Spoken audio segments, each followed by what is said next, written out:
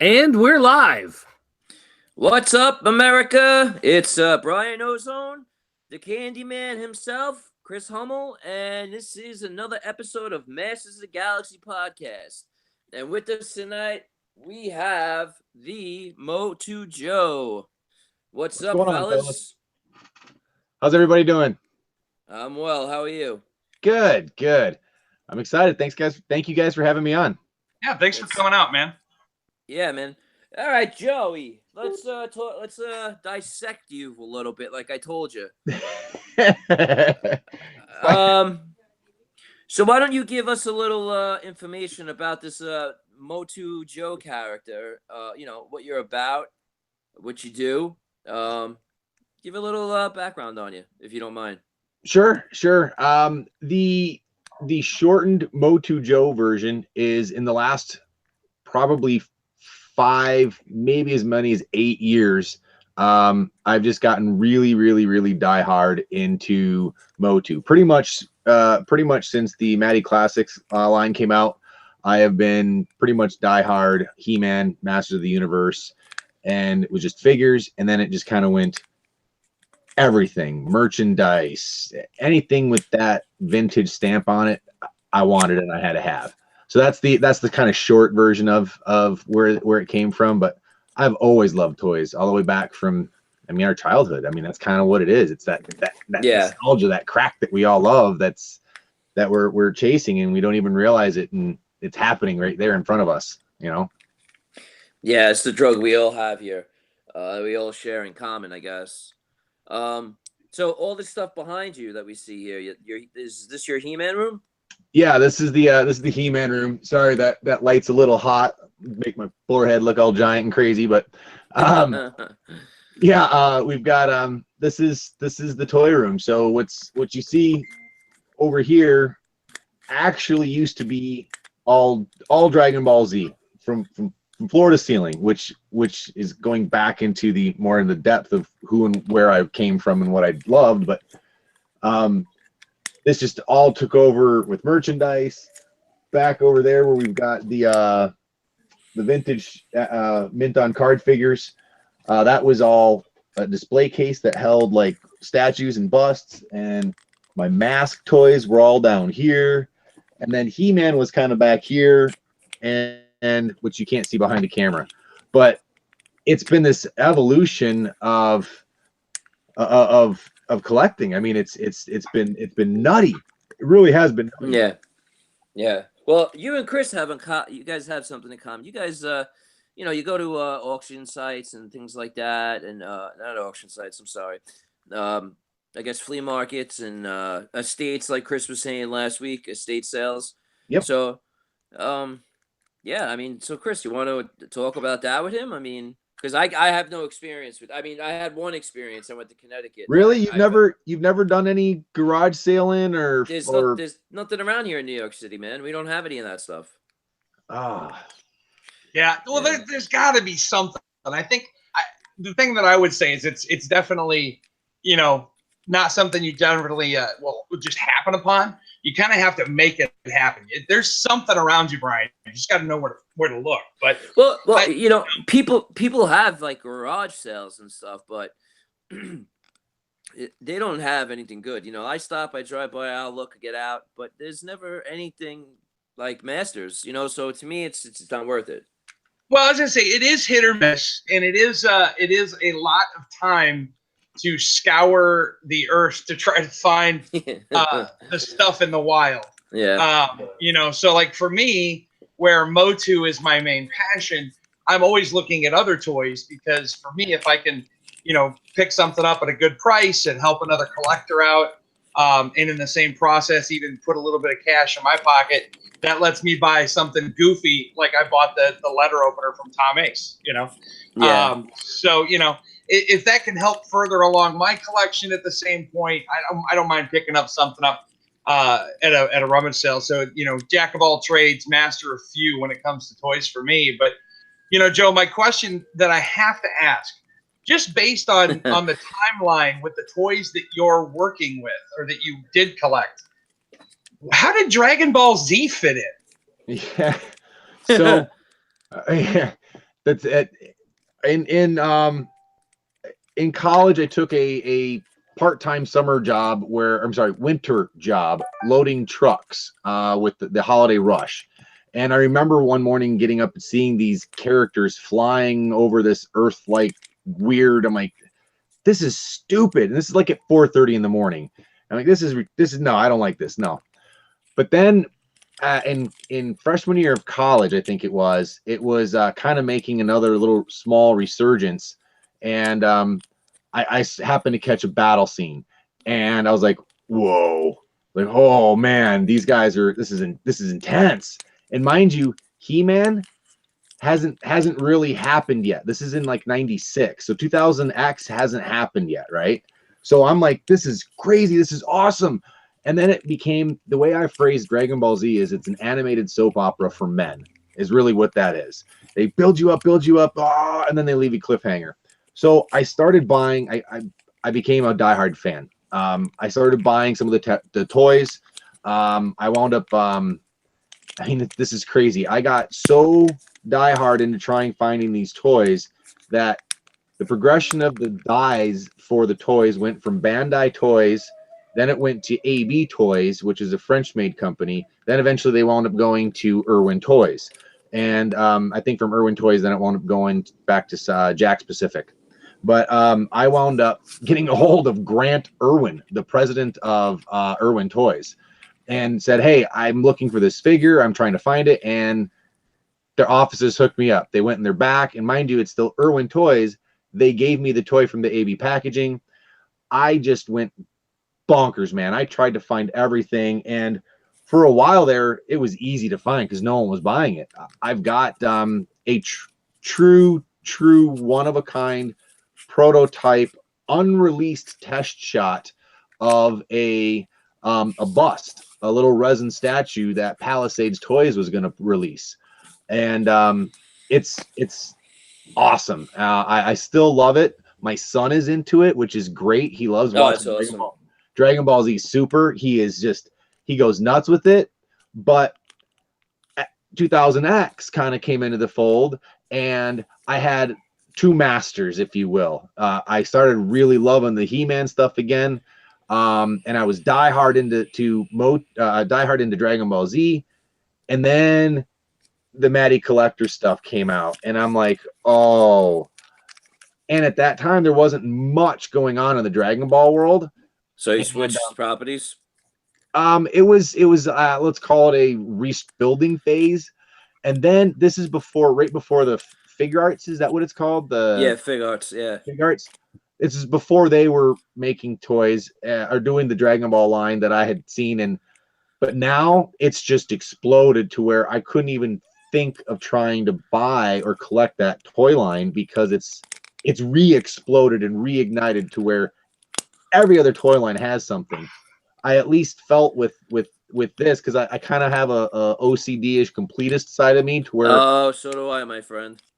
If I like to do something, it's light switch on or light switch off. Very rarely does it sit there in that fizzle phase, Yeah. Yep. Gotta have it all, man. That's the sickness that I have, and it's it's the wrong tagline though. Gotta catch them all as Pokemon. Yeah, there you go. Yeah, and you know what? I use it. It's true. I gotta get them all. I gotta get it, and yeah. So that's kind of where that went, and I did not get rid of it. It's in. I keep getting the number mixed up. I think I wound up being 12 28-gallon totes is what it's all stored in right now, minus one display case. I have one display case in my den where the statues are at that have the really special, like the figure from Grant Irwin, the rare pieces that you just can't find from other countries. I kept those on display, just a little sliver. See, that's cool. Based on the way you have your room there, Joe, I just assumed you maybe had like 4 different rooms. Yeah. So you could just go from room to room, and you'll do a Dragon Ball Z podcast tomorrow, right? Yeah. That would be amazing. Oh my gosh, I would have so much fun. Oh yeah, just break up a whole basement into little cubicles of each collection, man. That'd be sweet. That would be amazing. And you know, my son is 12, my daughter's 11. You know, we have a fortunate enough to have a nice home. This room that I'm in was actually never designed to be a room. It was like this when we bought it, but really it was just kind of a wall that was built in to make a fifth bedroom. So there's no closet, there's nothing in here. So it's just a narrow room that you could put a bed in and wardrobe, and they call it a room. Right. So I'm like, well, I'll take that as the toy room. Our old house had a toy room, and when we bought this house, we knew we were going to have kids. We figured someday we'd expand, always have a guest room, blah blah blah. But Nope. the plan was to be at the old house. I had a toy room where I got to do whatever I wanted. The basement was community. We both kind of had some say. The rest of the house was hers. I took care of the outside. Same rules kind of applied here. I got my toy room. But at this house, there was a second back garage, unattached barn type thing. I got that. I took care of the outdoors. Everything else was, you know, community hers type thing. So it worked out really well. But my wife really likes a lot of the Marvel stuff in particular. And what is that? Oh, you see it? Yeah. I'm going to show it later. Is that a He-Man Visa? You got a He-Man Visa? All right, now I'll tell you. Yeah, I don't know where I found it. Somewhere online, and this is what it is, man. It's a He-Man Visa. They have they have, I believe, 10 different styles. I got the He-Man She-Ra one that's on the front here, like that. That's the one I got. They have Skeletor, He-Man by himself, Beastman, She-Ra by himself, Masters' Universe logo, a whole bunch of things. If you go to card.com, that's where you get it from. Card.com. I have the credit. I want the Masters logo. That would be wicked. Yeah, that's it right there. That's mine. Woo! That's awesome. Screenshot. Yeah, Yeah. right? Yeah, I was just gonna say, yeah, Brian. While we're having a conversation, Brian's checking his mail, Joe. I mean, Yeah. No. I actually got it 2 weeks ago. I meant to show it last week on the podcast, but we were so into the Mortal Kombat figures, I didn't want to interrupt. But I was just actually seeing if it would show on the camera, and I forgot that you guys can see it. The audience can't see it because I wasn't talking though. But yeah. Oh, yeah. Yeah, it's Yeah, we saw it. We were like, "Hey, that's a He-Man credit card." Yeah, man. Yeah, that's awesome. Yeah. Why? Yeah. So go to card.com and get yourself your own. I'm gonna have to look into that. That sounds like a great idea. So Joe, with your with I mean, you've got 2 younger kids yet, but you have a 5-bedroom house, my friend. You can start planning that Dragon Ball Z room. I mean, I'm an empty nester. So for me, like, we had 4 bedrooms. You know, we're in a 4-bedroom house with a huge basement and a big extra room. Man, I'm slowly but surely taking over. I've got a He-Man room. I've got my office, and that's going to get turned into more like my Star Trek and Planet of the Apes room sooner than later. So you can do some big planning. You know, There's been talk. Yo, there you Chris, go. Did you see the new Planet of the Apes reaction figures that they made? No, I did not. They have, if you go to Brian Flynn's Instagram page, and check out his pictures, they're there. The first wave is painted. The second wave is non-painted. They made a lot of the characters. They look awesome. Based on the 60s releases? Yes. Or no, the original, you know. All right. Very cool. I mean, don't get me wrong. I really do like the new stuff. I think it's great. The 3 movies that they did, and the Tim Burton movie was an atrocity. But yeah, as long as it's based on the vintage, I'm in. That's cool. It's awesome, bro. Hey, check it out. I'm telling you, go to Brian Flynn Instagram page and check out his pictures. That's where they are. They are sweet. And then again, like we talked about the reaction figures last week. I'll bring it up again, man. The reaction figures are great because, like I said, you can have Rocky Horror Picture. Yeah, I got the Iron Maiden Eddie figures, the He-Man, Back to the Future, the Karate Kid. You know, it goes on and on. Gremlins. It's so cool. You can set up the most craziest scene, and then again, you can put them on the Star Wars stuff. So, and I do. I'm with you. I'm with you on the reaction figs. But now, come on, how awesome would a Planet of the Apes line, similar to the Mortal Kombat that just came out. Nice. With that 5.5. Oh my God. Yeah. That would be so amazing. Yeah, that would be cool. That would be sweet. Yeah, that definitely would be sweet. And you know, if they do that, they'd have to make at least 10 figures to start off with, because you know, there's a lot. So They could have like, you know, Ninjor's arm action for like throwing nets and stuff, or the pass. Oh, That'd be pretty cool. That'd be awesome. yeah, I'd be in. Yeah. I'd be in. Now, Joe, I know that you're heavy into MOTU. I mean, hence the name MOTU Joe. Right. But are there any of the other, like, did the new Funko Mortal Kombat line strike you as interesting at all, or as cool as it is, you're not going to get it? Very much so. I absolutely thought that was the coolest line, and I'm like, oh.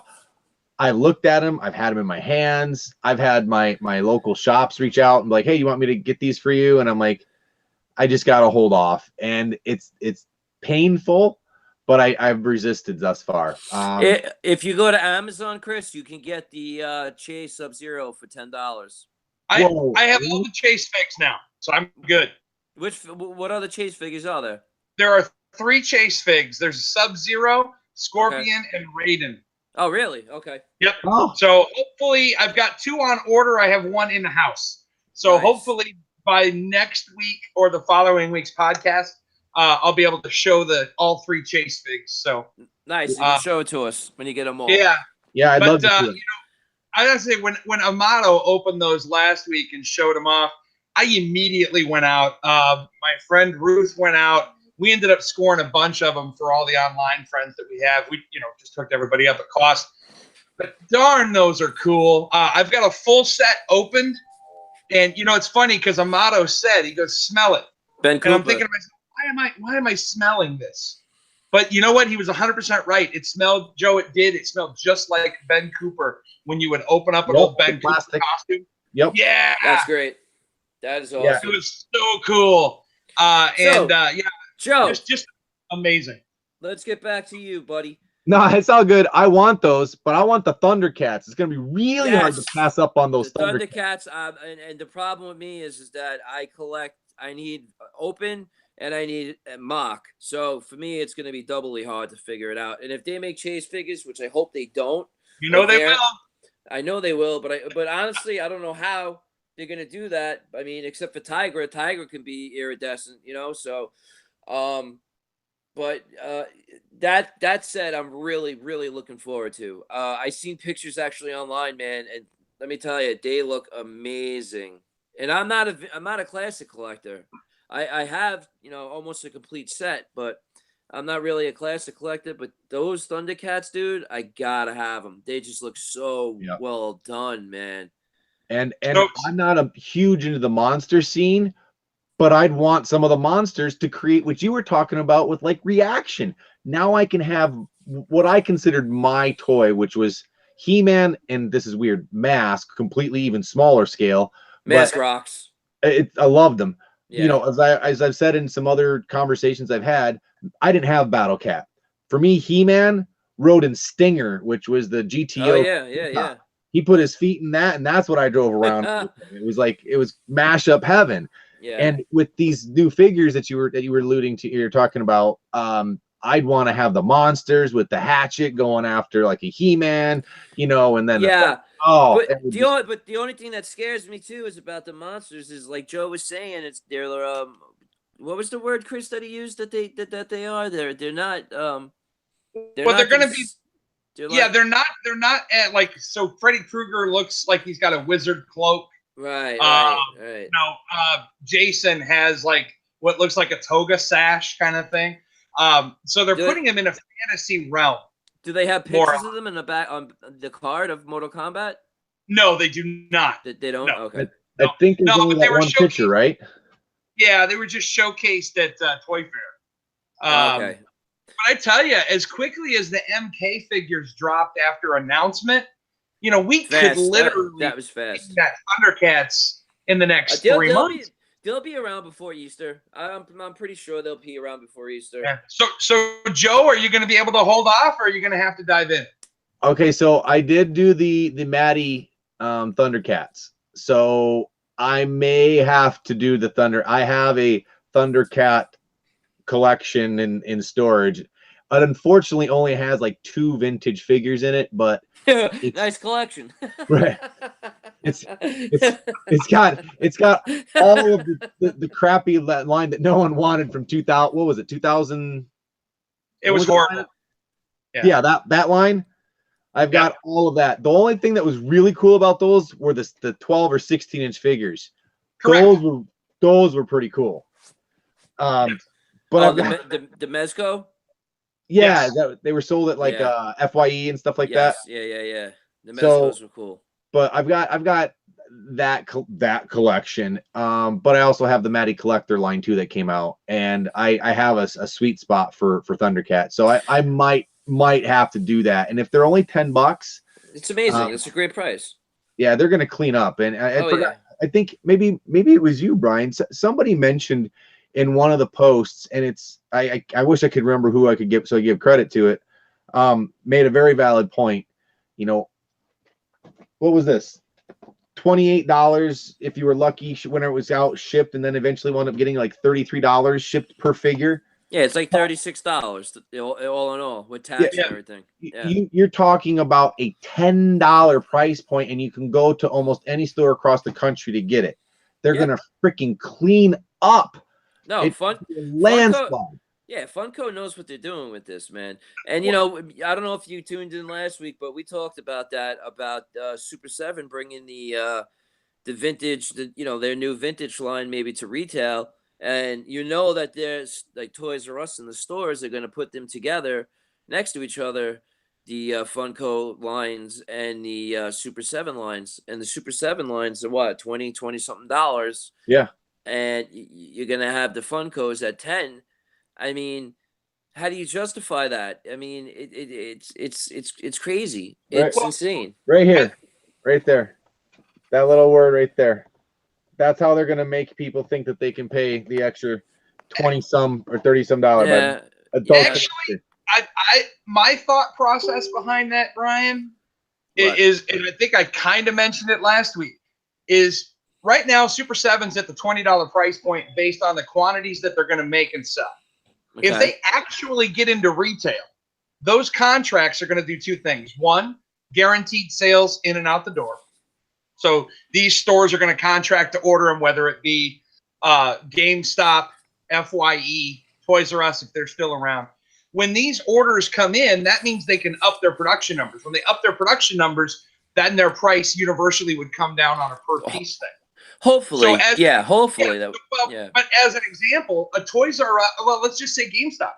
I have a hard time believing GameStop is going to bring in Super 7 at 20 and set it next to Mortal Kombat and Thundercats at 10. So in order for Super 7 to be able to get into retail, they're going to have to be more comparable with price. Oh, yeah, without a shadow of a doubt, they're going to have to rethink that. And again, like Joe showed, the details of the characters. I mean, it's ridiculous. They're coming with at least minimum two weapons each. I just hope that Super 7, does the right thing. And, also behind that, and you said this last week about what's it called? The license. They make, Mattel may say, listen, we want a $20 price point so they can make their money off of it. They might want that extra $10 guaranteed. So, who knows, man? Who knows what's going to happen? No, and I don't know if has Funko come out and specifically said that the Thundercats are going to be a $10 price point? I believe they are. I believe all of them are. Because I wouldn't be surprised to see a $9.99 Mortal Kombat intro type concept, and then see Thundercats being more just based on licensing fees. Mm-hmm. Right. We don't. I mean, we still don't know for sure where Funko is going to come at on Thundercats, but I don't care. I'd pay $20 to be honest with you. Oh yeah, I'll pay $20 for the He-Man all day long. It's still better than the Classics line was, and it's going to tug on my vintage heart. You know. Yeah, they're really cool. I'm excited for them, and it's going to be hard to not want to splurge. And then, of course, once I pull the trigger on the Thundercats, I'll regret not buying the Mortal Kombat ones, and then I might have opened Pandora's box. So, but we'll see. But that's what, Joe. That's the problem with me. The Pandora's box. I have to, like I said, once I get into something, I gotta have it all. That's why I minimize the collections that I do collect, because I got like a sickness, man. It's like I have to have it all. And like I said, I collect mint on card, and then I need one to open to play with, and touch and feel and Right? smell that Ben Cooper action.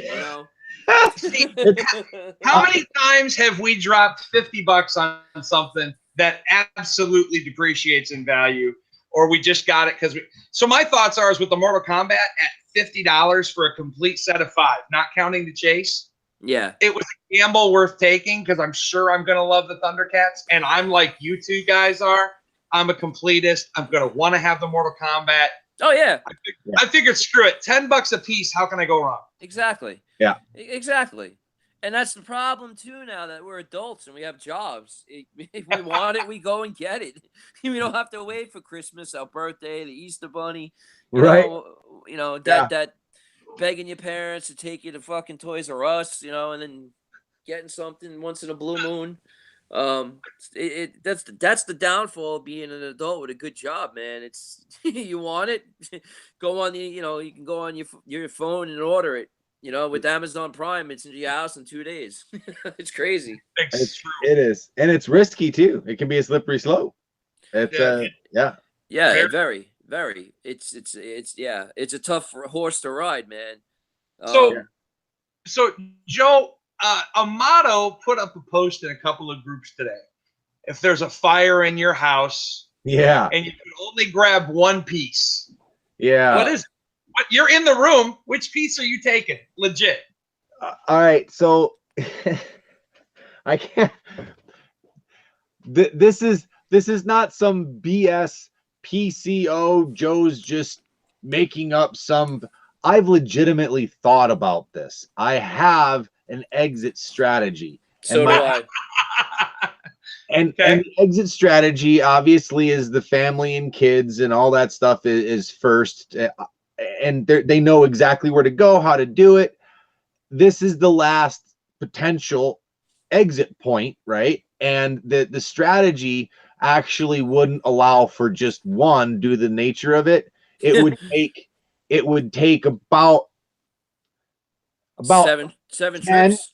about 10 major items in the one exiting in one fell swoop. So that's not a bullshit answer. That's legit. I thought about how to answer this. Grab first. Out of the 10 items, what's the one you're grabbing first? Because everybody has a plan until they get punched in the face, right? So I mean, think about that. What if you end up only having time for 3 items? I mean, I know your plan is for 10, but it takes you longer to get the kids and the wife out. Now you only got time for 1 or 2 items. Well, no, okay. So I will answer your question. We'll play the game. I'll answer the question to 1 item, but and I'll elaborate on my answer really quick first, though. Okay. Sure. If I choose to come down here to save a single toy, it's basically going to be either I take the 10 because of the exit strategy plan in place, or I die. There's literally okay. So the way out involves literally the 8 to 10 objects physically coming with me in the win fail swoop. So if I don't get out, I literally die and they go with me. So, but to play the game, to answer it,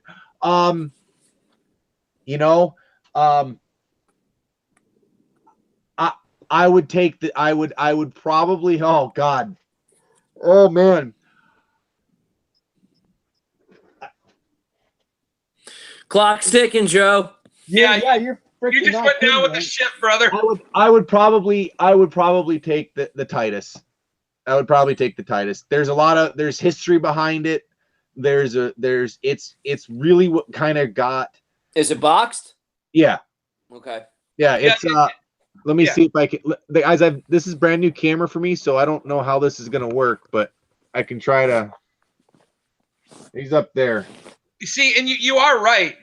If you can carry one Titus, you can carry the Megator as well. You're right. Right. Dig them both. But it's because so brief history as to why when a lot of us buy and flip to help do this pay for this obsession. It's not like we're independently wealthy, or I have a very good income and good living, but it's not like I'm making millions and just ridiculous. I have to work to make this happen, and it's work. So when I got into this, it was coming on to flipping and making that curve, and I hustled a lot and doing $5, $2, $3. Oh my God, I made $20 on that deal, building up to basically I got my Titus without box for I think it was $850 shipped from Italy. And then about a year later, about 6 months later, there's a person on Facebook on it. I don't even remember what group, this is so long ago, posts this picture of this stuff. He's in Canada. It's a 6-hour drive for me, and in this massive picture of all this amazing He-Man, and it's hard to see. Oh wow! Is a box in the back corner, and it's a freaking Titus empty box, and I'm like, oh. Nice. So many of us that are in the He-Man and in the toy group know of Justice Curry. He's a big toy collector. He lives 45 minutes south of me. We did and do a lot of toy things together. We go on a lot of road trips together because of the proximity. We hang out a lot. So that's cool. We this is a crazy timing of things too. Excuse me. For my job, I do a little bit of entertainment stuff. So I had to host, and I say this not in a bitching way, I had to host the suite back at Van Andel Arena in Grand Rapids for the Garth Brooks concert. So I've got clients coming to this, and because Garth does like 4 shows, it's 3 days in a row. So I've got the 10 p.m. show. We're planning this trip. It also happens to be Motor City Comic Con, which is like one of Michigan's biggest events. So I'm like, we're going to try to do this thing. So this guy's in Canada, over by like London, Canada or something like that. I leave here on a Friday. We drive down. I pick him up. We go across the Motor City Comic Con. We hit the Motor City Comic Con. We go across. They across from the bridge. Justin picks up his Eternia that his dad picked up for him. We load it up. We cross the bridge. We go over to London. We get the stuff. We do this big deal. I get my Titus box. I had saved up enough to like hustling of like over $1,100 worth of crap. We jump back in. I drive all the way back, drop him off, go back to the Garth Brooks concert. So it's crazy. It was nuts. I wound up doing, I forgot, it was something like almost 12 hours. Not quite that. But anyway, no, it's got to be close to that. There's story and a history behind that, so I'd say that. All right. That's a good answer. Can't beat that. What about you, Chris? Yeah. I was wondering if somebody'd make me look in the mirror on that question. Does it have to be MOTU? Because I don't think no, mine's not. Okay, it would. I mean, it's only a 3.0, but my Spider-Man #1 3.0 signed by Stan Lee. Nice. Wow. Nice. I'd grab that. That's nice. Yeah. Thank you. Yeah. If it was MOTU, honestly, it would probably be my first piece that I bought about a year and a half ago. Well, maybe it's 2 years now. That made me get back into MOTU, and it was a Mint on Card Scareglow. So I started with the Mint on Card Scareglow, and I was like, well, I guess I'm going to collect Mox now. And that's what started. And I wasn't even going to do Loose. And then Loose I did. So it would probably be my Mox Scareglow, just because it was the first piece for the collection. So that's cool. How would you, Brian? I would grab my signed autographed Nirvana picture of Kurt, Dave, and Chris. That's hanging in my living room. Yeah, nice. It's certified and everything. So I have the history of it. That's before. Well, my kids, my wife, and then that. My dog can fucking fry. Wow. Okay. So See, I'm a pet guy. There's no way around it. Wife, kids first, then toys if there's time. I'm with you there. Yeah. And with the kids, when I said kids, I meant my pets because my kids don't live here anymore. See, I have a dilemma. My He-Man room is in the basement, so if there is a fire, it's probably hard to get to. But if it was Masters of the Universe, I would probably try to grab my store displays and probably my box Eternia and get the hell out of there. yeah, Yeah. No, That's probably what I would do. So I mean, I have a bunch of other displays, but you know, whatever I can grab, you know, Wonder Bread He-Man. Yeah, we're all with that. Yeah, yep. And I'm gonna tell you a story, man. I got my Wonder Bread He-Man for like 85 cents. Nice. Yeah, it was weird. It was me and my friends went on a road trip to Connecticut to visit a friend, and this was a Friday night. I actually slept. I was in the back of a pickup truck because it was a 2-seater. So there was 3 people in the front, and me and my other friend were in slumber bags in the back of a pickup truck in the middle of November. It was freezing the whole way there.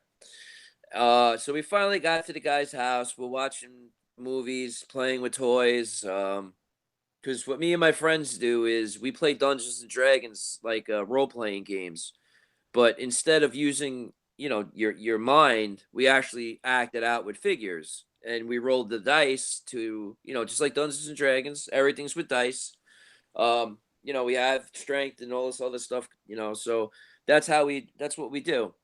And in the morning we decided to, you know, the guy that I was there to visit, he was like, you know, there's amazing flea markets. So we decided to hit it up, and I'm rumbling through stuff. And then I was like, whoa. I pushed everybody to the side, and it was like glowing, man. It was gleaming towards me. It was like the sun. It was crazy. Picked it up, and I went to the person, and I said, how much for this? And she said 85 cents. And I was like, I gave her $1, and I said, keep the change. yeah, You know, no longer say that it cost you 85 cents then, Brian. It cost you $1. it's true. That's true. You got me. But that was the only actual time that I found stuff in a flea market. And you know what? I would love to go back up there with somebody, because there was a lot of cool stuff. And the flea market, the one that I found He-Man, the Wonder Bread, was gigantic. It was like a huge warehouse. We hit up a couple other ones as well. You know, found some things here and there, weapons, whatnot. But man, yeah, that's what I miss. You know, that stuff like that. I don't have things like that here. And you know, sounds like it's time for another road trip, dude. Yeah. I am down, man. I'll meet you guys anywhere. You know, Nice. Yeah, it's definitely fun. It's even my comic shop, they'll get they'll get the box of figures. I rummage through them looking for weapons, armor, all that good stuff for my vintage figures. So, and sometimes you find the cool vintage figure, you know. But the thing is too is you find vintage figures, but they're in bad shape. The legs are loose, they don't stand, missing fingers. This is bent, paint wear, it's gone. Half the head is chewed off by a cat. So, yeah, but you know what though? I enjoy part of the hunt, and I seem to have a cyclicality, and I don't know the rhyme or reason to it, where I go hard into buying and flipping toys, and then I pull back, and then I buy, and it's not always a correlation to the inventory, but I thought I had junkers. I had this box that I just kind of kept putting things in as like, it's junk. yeah. Well, I would go back to it when I'd get another pile of stuff. Well, I just recently got a nice load a few weeks ago, and I'm like, let me just take another look. I'm like, oh crap! All right, cool. Arm, Malaysia. Oh, cool. Pump. Bit in hand. Oh, cool. Pop, pop, peep, pop, pop. And as long as they were the same country of origin, I'm like, that's no freaking matter. Slap them on. And it's good to go. And you can tell too color differences and whatnot. Yeah. Hold yeah. on. I think someone is coming. You got a visitor? No, it's okay. No, my wife just got home. No, he's Anthony Steve will bring him home. So my son's got scouts on Monday nights. So we arranged. Nice. So that I'm way. you know what? I'm an Eagle Scout. Oh, are you? Yeah. That's awesome, Brian. Yeah, man. I was the first Eagle Scout in my troop. Oh, it's wicked. Congrats, It is. man. Yeah. Thank you. Yeah, my son's got a deal. It's just now you talk about. Okay, I know. I try to keep it generally PC when I go do things online. So I'll do when you're a teenager, right up until when girls really become that important. What do you think would be the coolest thing you would ever want for a 16-year-old to have outside of girls in a car? Beer? Yeah. That would not have been my answer. My son's incentive, which again, I'm not forcing it. I don't push. Just, hey, how you doing? Can I help with this, that, the other thing? Right. His incentive is if he can earn his Eagle Scout by the time he's 16. I mean, it can Awesome. be the day before he turns 17. I don't care. He's still 16. I'll play that game. Semantics, fine. He gets a TV and a video game system of his choice in his room. Nice. Hey, go. man, if you need any help with your ideas for the Eagle Scout stuff, let me know. I'm more than happy to help. I would love to. I'm always all ears. I actually part of what I do is so when I was in scouts, my dad would do things, but it was kind of like he'd ask me, "Do you want me to go?" And I kind of like to do things on my own. I was wanting to spread my wings. So I let Anthony do the same thing. I let him choose. I'm like, "What do you want?" Sometimes he's like, "Yeah, come on." Other times like, "Oh, I kind of want to go." I'm like, "Cool." So shoot, I just lost my train of thought where I was going with that. So being involved with the scouts, I know it's what it's meant for. I can be there, I can be involved. They want the parents there, and I totally can do that. But I try to let him be him and figure out who he is without me being there because I want. No, that's perfect. You know what I mean? Yeah, it's perfect. So I want to still be involved with the scouts. So I actually am the vice president of marketing and communications for the President Ford Field Service Council, which is cool. Which represents one just over it. There's 4 quadrants in the state of Michigan, and it's represents roughly a third of the state of Michigan. So I help them with their marketing efforts and try to help them get the word out with different things, and really my role has been more or less getting them up to speed with current technology and marketing avenues and trying to help with that. So that's cool. Yeah, that's cool. All right, well, switching gears, Chris, you got any things you want to say before we cut this show go? I've got nothing of substance to add at this point. I really don't. I think we covered a couple fun topics. It was great talking to Joe about his collection. And you guys want to see something cool? Yeah, let's see it. Yeah, I would love to see something cool. What do you got? Right, so check this out. You've seen on I shouldn't assume, but with the live videos I've been doing lately, being able to do some of the simulcast and the live feed going across different groups now hold on, let me cut you off. People know that both Chris and you are admins now on Masters of the Galaxy, and yes, you do the simultaneous video casts, so we do get them on the Galaxy page, which is great.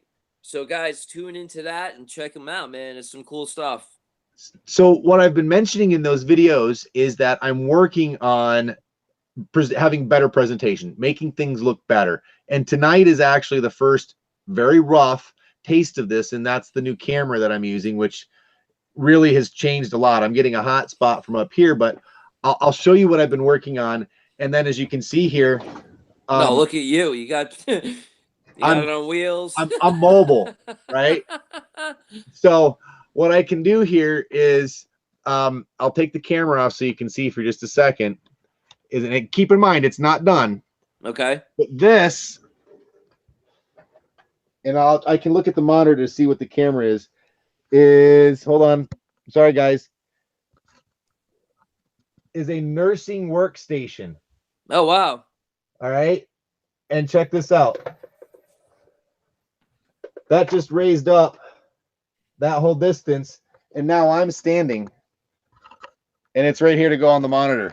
So where'd you get the nursing station? And check this out. I'm now standing up, and granted, it's a real hot spot. So this is eventually going to become a mobile station for me to do what we're doing now. And this actually can go up just even higher. So now I'm standing up, and I just got to adjust this a little bit. So I'll lean in just a little bit. So eventually I can even go up just a hair more. But what I can do is I have it plugged in right now. I can actually unplug it, and as long as my battery life on my laptop lasts, which it doesn't last long, I can actually go mobile. So right now you can actually get, I'll squat down below. That's awesome. A 360-degree. That's amazing, man. That's a great idea, dude. It's a nice collection too. And then let's do this, right? You guys have seen the toy room, but now I'm moving into my den, which has the Dragon Ball Z display case there. Oh yeah. And then this is again, I'm not set up again. This is I'm amateur houring it right now, you know. Yeah. And this is the statues. Nice. Right. Really and then cool. You mentioned Stan Lee back there on the wall. Again, it's kind of hard to see, right? Ooh, there. This is kind of interesting. That pencil drawing. Let me. I'll move this a little closer.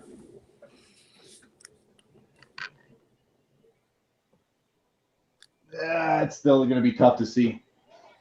It's the same cover. It's the same pencil inking as that Hulk comic next to it. What was that? I'm sorry, I'm away from the camera. What was that? It's the same. It's the same art as the comic next to it. It is. So this is the reason why I have this and why it's related to He-Man and why I about crap myself is that this is an Earl Norem painting. Earl Norem did this cover for Hulk, right? Right. So the interesting thing is that, and I'll try to do this, get the camera over here so you can see a little bit better. This pencil drawing, which I can't take off the wall easily, sorry, is it is signed by Stan Lee. It's autographed. I know the guy who got it done, all certificate of authenticity. But the crazy thing about it is that this is like pre-Xerox, right? They didn't have more than likely this pencil drawing was in Earl Norm's possession in order for this painting to happen. He didn't draw the pencil, but in order for that painting to happen, he had to have something, and that's the proof. Awesome. So I'm like, oh, I gotta get this. And one of my local guys had that at his shop, or I shouldn't say at his shop, but he's got a massive collection. So that's amazing. This is my den. So this is the other fun little pieces of art and stuff I have. And here's my I got a whole bunch of cells that I don't actually have out anymore that I used to have out on display. But there's met the Foo Fighters, man, rock on, dude. Yeah, I got my tickets to see them already. I got to see them at Wrigley Field when they played there. Oh, nice. That was wicked. Dave dedicated a song to me in one of his first shows. No, really? Yeah, I'm dead serious. Serious. Yeah, man.